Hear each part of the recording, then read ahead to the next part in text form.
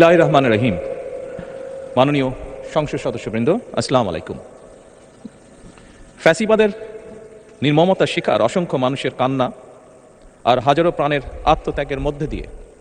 অবশেষে আজ থেকে পুনরায় যাত্রা শুরু হতে যাচ্ছে জনগণের ভোটে জনগণের কাছে জবাবদিহিমূলক সত্যিকার অর্থে জনপ্রতিনিধিশীল জাতীয় সংসদ।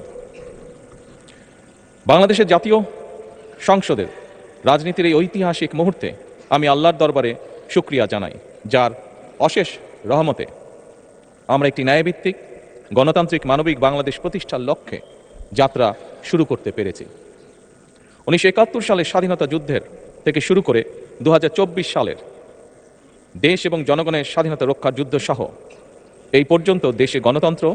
এবং মানুষের অধিকার প্রতিষ্ঠার সংগ্রামে যারা শহীদ হয়েছেন, ত্রয়োদশ জাতীয় সংসদ শুরুর এই যাত্রা লগ্নে আমি তাদেরকে কৃতজ্ঞতার সঙ্গে স্মরণ করছি। এই আন্দোলন সংগ্রামে যেসব মায়েরা তাদের সন্তান হারিয়েছেন, যেসব সন্তানেরা তাদের প্রিয়জন হারিয়েছেন, যেসব পরিবার তাদের সন্তান স্বজন হারিয়েছেন, যেসব আহত মানুষকে তাদের স্বাচ্ছন্দ্যের জীবন হারাতে হয়েছে, যেসব মানুষগুলো নির্যাতন, নিপীড়ন, রাজনৈতিক হয়রানি কিংবা মিথ্যে মামলা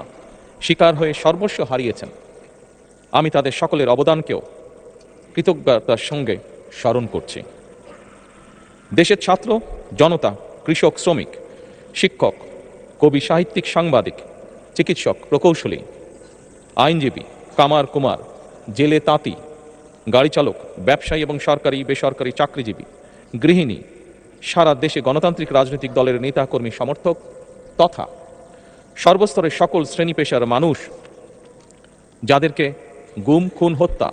নির্যাতন, নিপীড়ন, মিথ্যা হামলা মামলা কিংবা জীবন্ত মানুষের কবরস্থান তুল্য বর্বর বন্দিশালা, আয়নাঘর কোনো কিছু দিয়েই যাদের গণতান্ত্রিক আকাঙ্ক্ষাকে রুখে দেওয়া যায়নি, যাদের সাহসী ভূমিকায় দেশে পুনরায় গণতন্ত্র ফিরে এসেছে, আমি ত্রয়োদশ জাতীয় সংসদের এই যাত্রা লগ্নে দেশের স্বাধীনতা প্রিয় গণতান্ত্রিক আমি বীর ছাত্র জনতাকে জানাই অভিনন্দন।